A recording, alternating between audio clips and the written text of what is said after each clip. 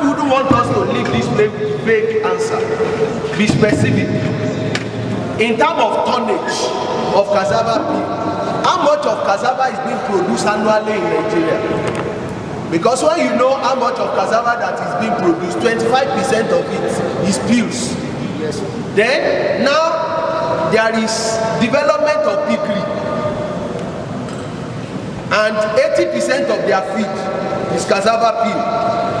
Today we are aware that they have started using it to feed poultry. They stretch them, they serve as source of fibers. You see, ICACCR that published that on one side, there should be the usage on the other side. Now they are diverting it for ensilage, for ruminants, small ruminants. And that is an ongoing competition again. They are using it to replace the panicum, those early maximum panicum that always lose its nutrients in dry season as a result of age. That is another ongoing with FAO and IFAD. Now, how do you want to place this? Looking at the issue of sustainable development goal, when there are competition between industry and food take the preeminence. So, look at that, be specific. For instance, on that cassava, let me give you some info. I have some people who have that, and now we are ready for the dry season. And most times, you realize that what they depend on is cassava peels. In fact, people go as far as Oyo to go and buy cassava peels for cattle. Very commercial. So how do we reconcile that with concerning the competition we're talking about? Because we have to look at availability seriously.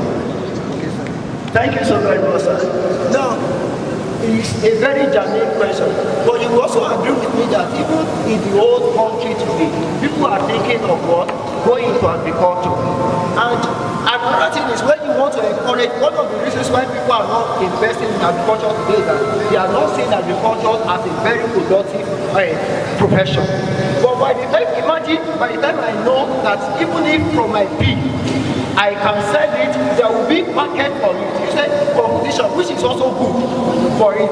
That means as people, as we are turning out graduates, our graduates can look into cassava production and we realize that this, even the pig is money, just like what we have in palm kernel today. Everything concerning palm kernel is money. There is no waste. So this is another aspect whereby there will be more competition. And as regards this livestock eating this cassava pillars, yes, it is good. Now, you also agree with me that there were times that those, please be brief, okay, sir, that they were not eating that cassava peel alone. Some of them were eating grass. Some of them, so it's just a means of finding value to cassava peel. Thank you very much, sir. Okay, I will comment on that, but later. Yes. You are not recognized before, you are not raising your hand. Sorry. The number two. I have a question too, madam. So my question goes back to okay, is there, sorry, Professor, do you want to make comment on the availability of glass? No, you have told us that this is an ongoing thing, it's a work in progress. Should we leave it there? Available in South Africa or Nigeria? Sorry. The availability of glass, broken glasses. yeah, glass in Nigeria. In Nigeria, I can't say. But in Nigeria, in South Africa, it's available. Okay. But we are still working on it. Because this is directly proportional to our industrialization. And you agree with me, all our industry, one after the other, they are all in ICU, intensive care units. So most of the so-called bottles are even imported. And somebody has raised the question of cost. At the end of the day, will the cost of what we want to replace not be higher than... No, okay, the general intention of advances in cement and concrete research is look at the local material, what you can find in your locality. Because that talks that talks about sustainability. If you can't find it, you can't sustain it. Okay. So it has to be something that is here in Nigeria that we can now start looking. Thank you for using that point. That will lead me to my next comment on the motivation for most of these research. Yes, question 2. Our protocol dealing us. Now, my question goes to Cassava pea. paper cassava pea. Okay. He mentioned using water ratio 0.65. So I want to know what guides the choice of that. What guides the choice of? Yes. So 0.5. Then the process of the cassava pea. Cassava pea has to be brown and white. How was the process? Okay. Yes, it's your time. Thank you. Thank you very much. You can stay there. Just stay here and answer. Thank you very much. You asked about when you try to make the boundaries for conserving culture, one thing you can do is at the same moment. So that means if you want to adopt 0.5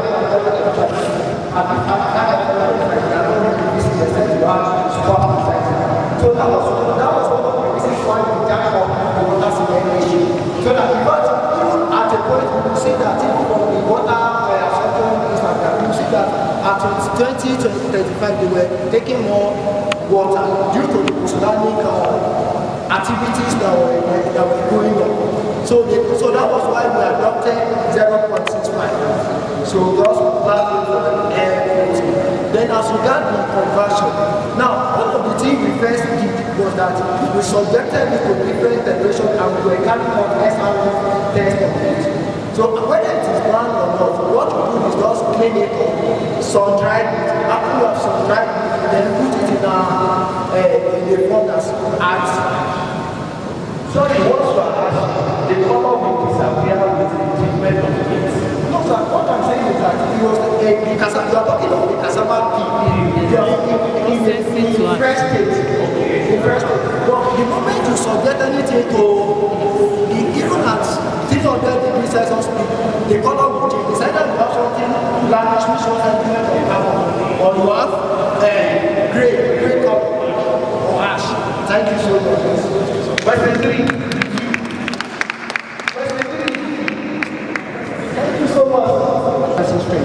So I want to ask, what side did you use? Then too, in your presentation, I saw OPC. I also want to know, I saw OPC from Dangote. I want to know if Dangote produces OPC CEM1 grade now.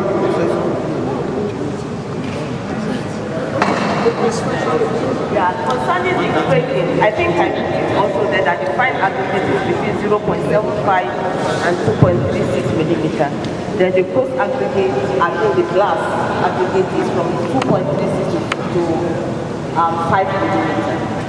So in the production of Dangote producing OPC, yes, I believe so. Step 142.5. They produce Portland limestone. The Portland limestone cement is equivalent to OPC. I think you satisfy CEM2. If you see their site, it's CEM2. Why other Portland cement satisfy CEM1? Okay, I will check with the students what they actually do. Because it's supposed to use OPC with no additional supplementary material. Because once you have some additional supplementary material, then it enters into and other certifications. Professor Ajagbe. Sorry, Professor Ajagbe. Thank you very much. Thank you very much, Mr. Chairman. I also appreciate the presenters. They've done a lot of work for this presentation. Well, let me just give my advice with respect, because I also observed this issue of availability, particularly with the presenter of cashew ash. I was just like, if we have to plug rules on our cashew, then what is going to be? So availability. I know we have the factors here, and I think the guiding principle about this replacement is basically waste. It's like trying to use one stone to kill two birds.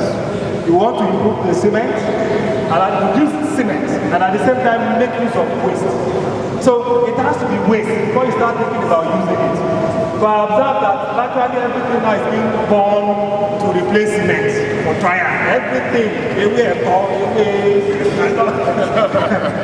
So my advice for this gathering is that I think in going a stepwise way, we should probably establish materials that, okay, they've done so many work on it. Let's drive it to a logical conclusion.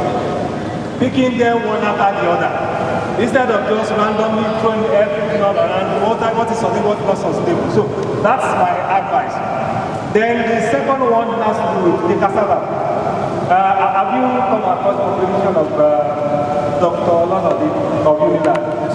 Because I know he has gone to the extent of even having the prototype in Unilab and used it to cement to construct a building. So I don't know whether you have that information or you are more or less confirming or justifying what he has done in your own case. So I need to know just for easy collaboration if not, they are not aware of that. Okay. And I've read this one. But you discovered that even in this work, sir, it didn't even go to electrical resistance. And we are talking of durability, and we stopped at 28 days. Well, so anyway, that's just to draw your attention to that somebody has actually done a lot of work so that somebody can connect with. Some of the things you are not aware that you have done what you are actually talking about. Maybe it's information that you have at your disposal. So probably after this you can meet me, I will connect you with him. He's also a researcher of cement. He's aware of this particular company. He will have been here for further travel outside the country. So thank you very much. Thank you so much. Well, my comments, they have talked about the issue of infallibility. It's a serious issue. And I always advise people when we are presenting product development, don't start from the issue of we want to solve the problem of environment. The idea is that after you have finished your own, the question that will be asked is, how much of the environmental problem have you been able to solve here? There is problem in the environment, but what is causing problem, you are looking for a way to use it. We should emphasize its usability than just solving the environmental problem. You may say you want to solve that and create another one. That's one.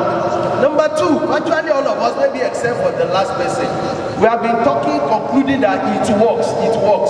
Whereas we have been presenting either tensile strength test, hardness test, but there are other tests.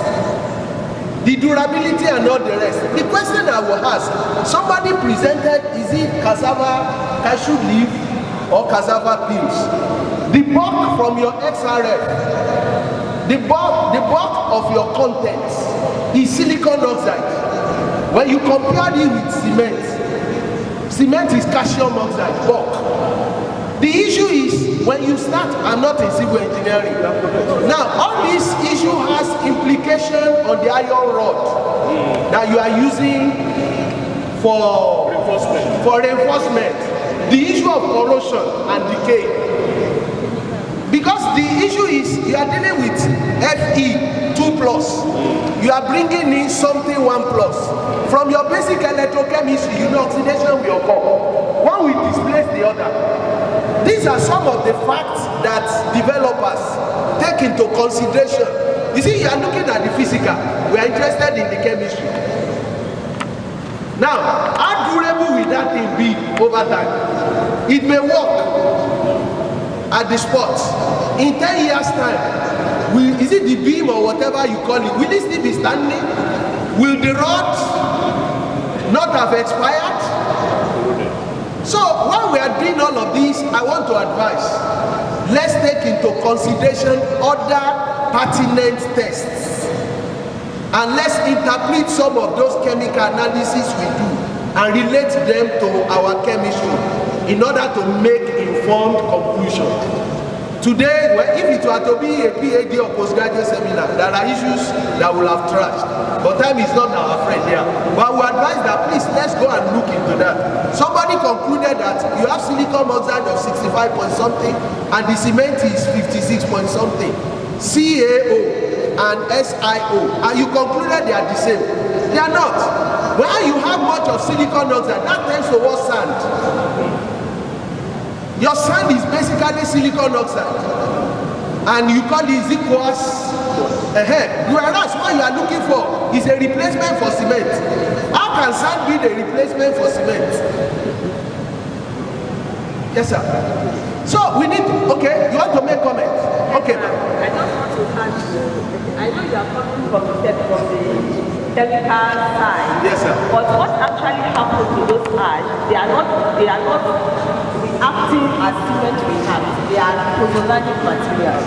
So what happens to pozzolanic materials is that when during hydration reaction, you have your cement and water, and gives you your carbon, calcium CaOH2.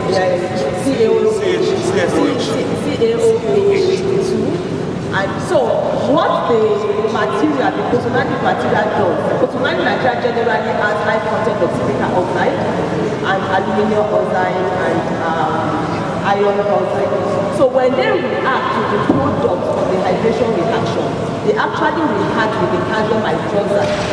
So that reaction is what we call the pozzolanic reaction, which gives the strength, additional strength, that is CSH. It gives more CSH. Sorry, madam, what you are saying I do know.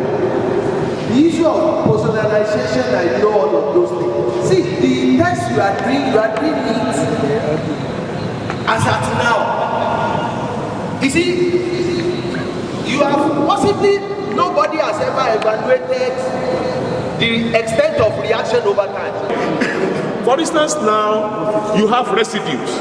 You use cassava peel, you use the slag, or you use glass. There will be residue. How do you dispose of the residue without causing further environmental problems? Because none of the presenter told us how. I think the process is hashing. How do you? Most of what we give up there will be gaseous material, and it depends on how well designed. How about the air pollution? Okay, that's it. Gentlemen, how about the air pollution? It's a commodity. Well, let me say this. Most of the products that are pozzolanic material that are being used here, they are waste products. Waste products. In fact, where the research is going on, because cassava beans is now a golden product, no more waste. So, in fact, what research with pozzolana is doing now is we are leaving burning for the cassava. You go and burn again, you are generating energy and contributing. You are talking of other burning. Anything that now has to do with burning, we are doing away with them. We are actually now taking finer products that have been bought and are waste product in industry, like flyers. Flyers is a waste product obtained from iron when that iron has been used to generate power. That one is a waste product that is going away. Instead of throwing that waste product away, they are now using it. That's better. That is it. Same thing with wood ash that I work on. I don't expect you to go and start buying wood and watching. You go to the bakery where wood has been used to do bread, and the ash is there getting waste. So instead of allowing the waste to constitute environmental nuisance, you now want to find some use for the waste. Do you get it? So that is where we are going.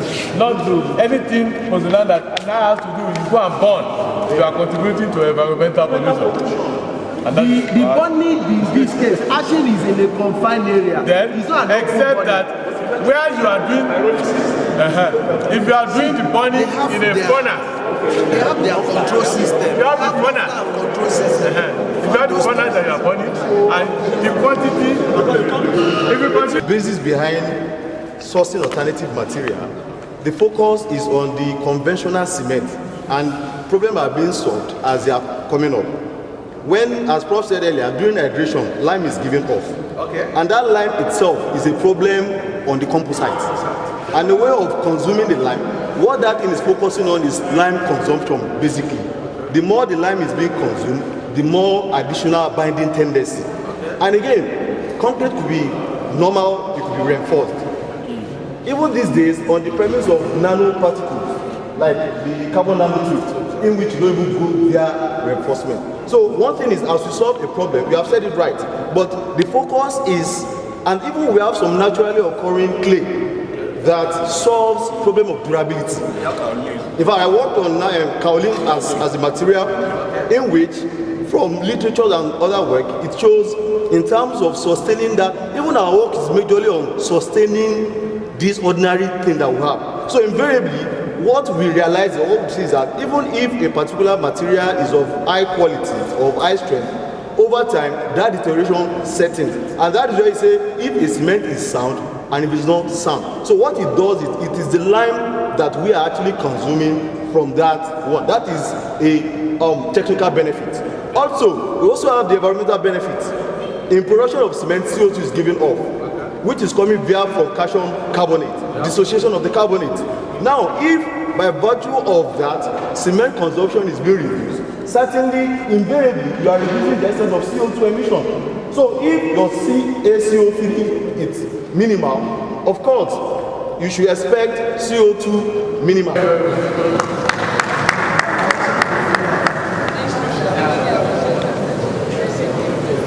Okay, good afternoon, everybody. My name is the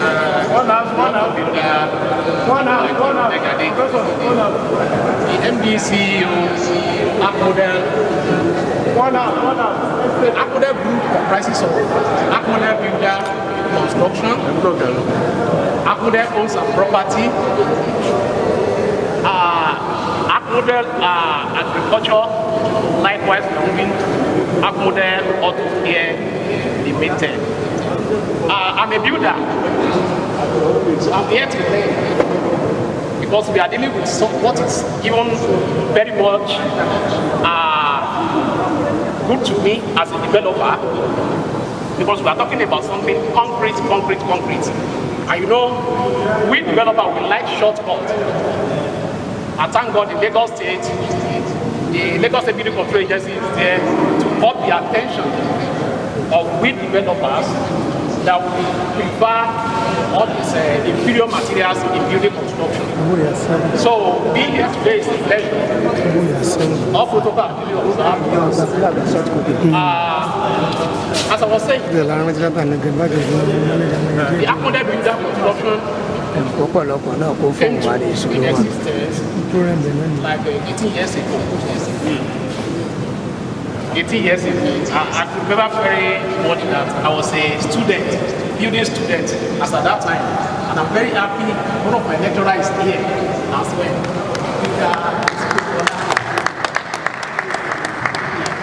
So I was a student that time, a student of federal technique.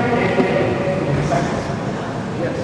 So, and I've been passing so many institutions, and then LAUTECH now is LAUTECH University.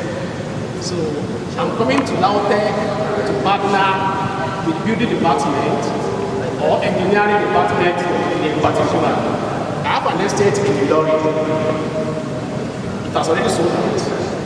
We are working on another site to open. But what I want to just open our mind to, as your student, just like my dear master said, I didn't know my dad's name. That was very sorry. Professor Okulere. He said, for we that we cannot japa, we stay here to develop our country. I am like him, I'm not ready to japa. I'm here to develop Nigeria in particular. So what are those things that I think I can add to the system? Everybody here is learning more than me. I'm just an HND student. Quite alright. But based on a little exposure that I have, in the School of Environmental in particular. In environmental studies, we have building, estate, QS, architects, urban and regional, and so on and so forth like that. And there are some things that we are lecturers don't open our eyes to. That is the area I want to work. It's about when we are talking about land banking, it can never, inflation cannot affect land banking. Our forefather did it, but it's only that we, new generation, like just that one aside, maybe it needs to be capital piece or whatever. In summary, the land banking process is a mix of investment, let me put it in that way. It's not necessary.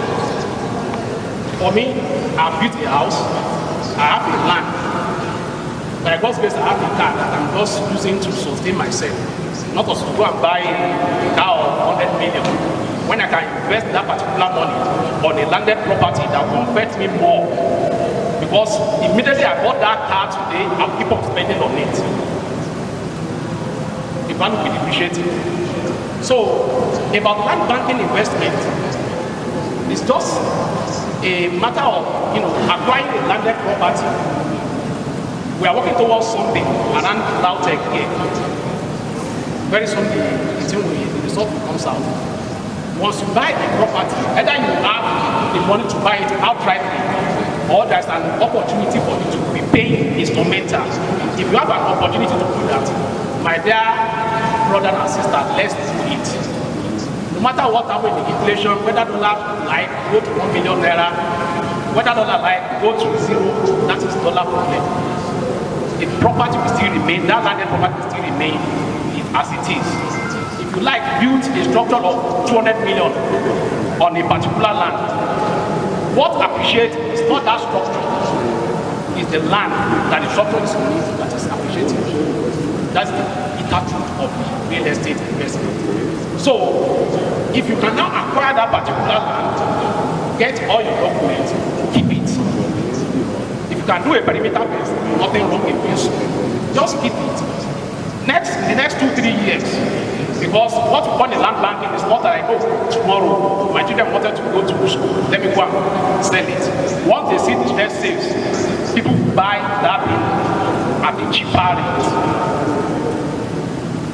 So, but in acquisitions and property, we now create an avenue or a section that can make the land banking easier for both lecturer, businessmen, anybody. In what way? We make sure that we acquire a property in a strategic area, strategic state as well. Abuja, Port Harcourt, Oka, Lagos in particular. For in Lagos, we acquired more due to the rate at which the infrastructure is coming up in Lagos is very, very much than in any other state in Nigeria. So, and before a particular property can appreciate more, it depends on the kind of infrastructure that is going on around that facilities. For example, before the existence of this institution, whoever that have a landed property around this place before, they bought it at a cheaper price. But what this kind of a structure or a project started immediately, the cost of land will increase because people will be looking for a land to build and go